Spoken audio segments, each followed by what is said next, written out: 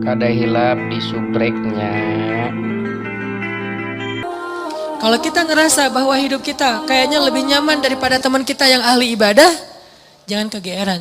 Jangan-jangan kita sedang diberikan nikmat biasa, sedangkan dia diberikan nikmat yang luar biasa. Apa nikmat luar biasa? Kenapa dia miskin terus? Karena Allah pengen dekat sama dia. Mungkin dengan miskin dia sering berdoa. Dengan dia sakit dia sering berdoa. Dengan dia dapat masalah terus dia sering berdoa. Sedangkan kita ketika dikasih solusi ke lapangan rezeki jarang berdoa. Ibadahnya gak getol. Kita dikasih nikmat, dia dikasih nikmat. Tapi siapa yang lebih istimewa? Jangan-jangan dia lebih istimewa justru dengan kemiskinannya, dengan sakitnya, dengan masalahnya.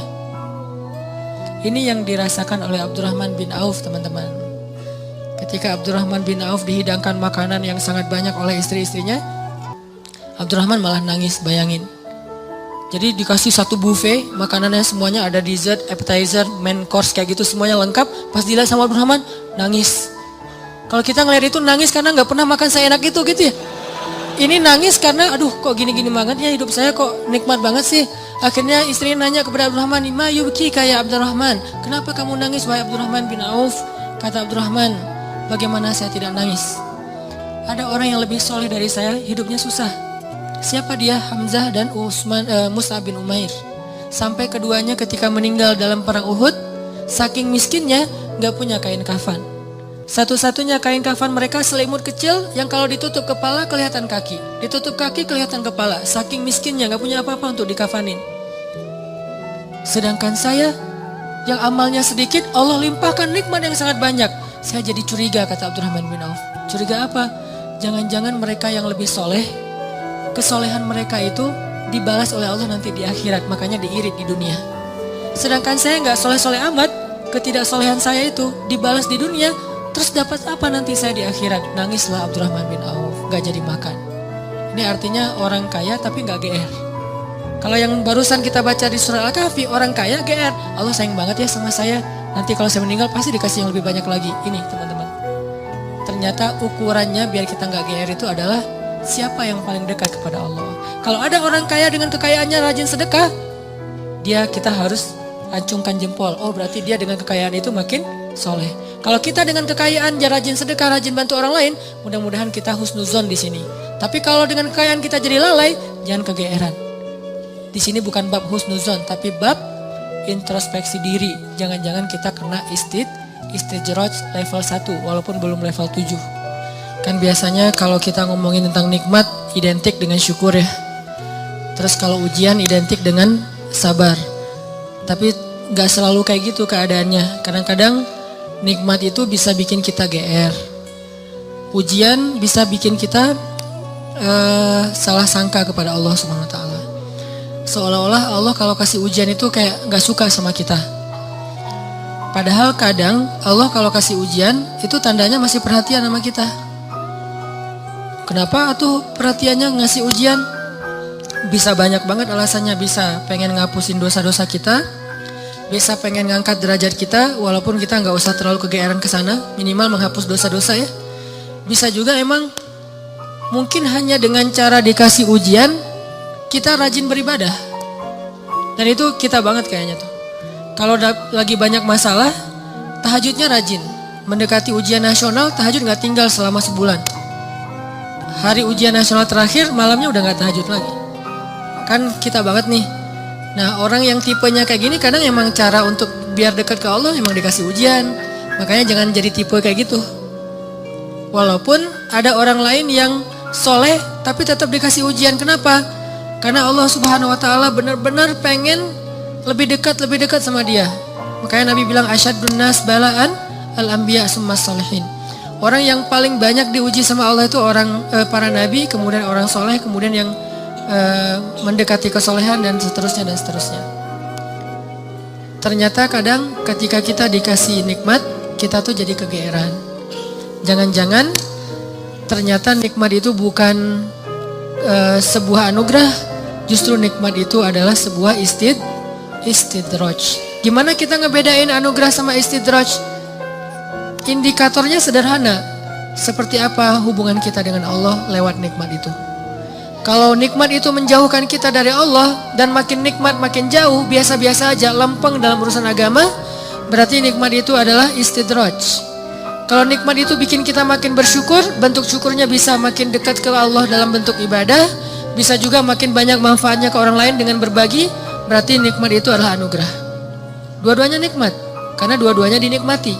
Tapi ada anugerah, fadl, ada juga istidraj.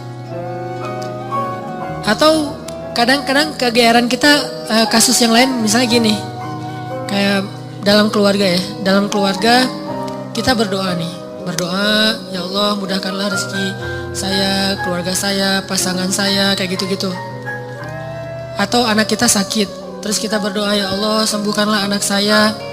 Yang berdoa malam itu bukan cuma kita loh, orang tua kita berdoa, pasangan kita berdoa. Kadang sampai pembantu juga berdoa. Tiba-tiba Allah kasih kita nikmat lewat doa ini. Misalnya anak sembuh, misalnya kita lulus ujian, misalnya dapat kerjaan.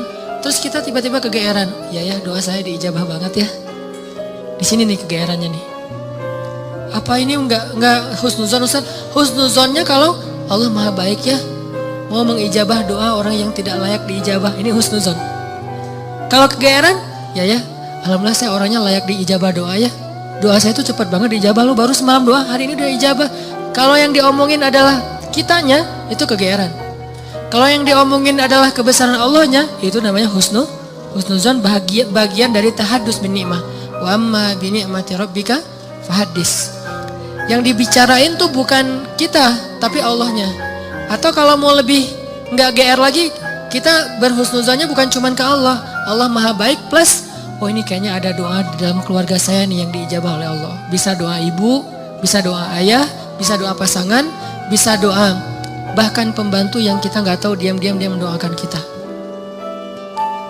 Jadi bukan kitanya yang hebat, yang keren, yang soleh, tapi ada orang lain di sekeliling kita yang soleh kemudian mendoakan sehingga memudahkan urusan kita. Sama kayak dalam dakwah, misalnya saya dengan teman-teman bikin pemuda hijrah nih. Pemuda hijrah ini dulu taklimnya 3 tahun yang lalu paling banyak cuma 30 orang. Selama 8 tahun. Tiba-tiba alhamdulillah Allah berikan keberkahan jadi rame. Kita jadi bareng-bareng sekarang ada ribuan orang misalnya. Saya selalu mention ke teman-teman ini pasti ada orang di antara tim kita nih. Yang dia itu sama Allah itu dekat banget. Yang diam-diam malam dia berdoa gara-gara doa dialah jadi banyak kemudahan untuk kita. Bukan mungkin yang doa semua ikut berdoa, saya berdoa, teman-teman semuanya berdoa, cuman jangan kegeeran, ya alhamdulillah ya, saya baru doa kemarin sekarang udah diijabah. Ini kalau kita kayak gini, ini agak kegeeran, sesekali wajar, kalau sering kali ini nggak bagus, bikin kita jadi ngerasa udah baik, udah soleh, dan Allah mengatakan fala tuzakku anfusakum, jangan kalian menganggap diri kalian udah baik, soleh, suci, huwa a'lamu bimanittaqo, Allah lebih tahulah siapa yang paling taat. Jadi teman-teman, kadang kayak gitu kegeerannya. Atau ada juga bentuk kegeerannya gini. Dia jomblo. Udah gitu ngelamar cewek hafizah 30 juz. Dia tuh belum bisa baca Quran, baru hijrah, tapi diberikan istri hafizah 30 juz. Atau sebaliknya, dia cewek baru berhijab banget, diberikan suami hafiz 30 juz. Udah gitu dia kegeeran. Wah, berarti saya udah pantas buat dia nih. Atau dia pantas buat saya. Enggak, jangan-jangan Allah sengaja ngasih kita pasangan yang soleh banget karena cuma dia yang bisa menghijrahkan kita dan memperbaiki kita. Kalau dikasih yang tanggung-tanggung ntar lepas lagi nih. Makanya dikasih yang gak tanggung-tanggung. Sekalian aja yang paling soleh, yang paling taat, yang paling berwawasan agama luas sehingga kita disuruh belajar ke dia. Bisa kayak gitu. Padahal yang datang ke dia itu banyak. Ada yang sama-sama hafiz. Kenapa yang lebih baik dari kita hafiz gak diterima? Karena udah sama-sama soleh. Terus siapa lagi yang perlu diperbaiki kan? Bisa jadi kita justru ketemu dengan orang yang keren. Karena Allah pengen memperbaiki kita dengan orang itu, lewat orang itu. Ini biar kita gak kegeeran. Ustadz kenapa sih harus gitu-gitu amat? Karena itulah sifat orang yang beriman.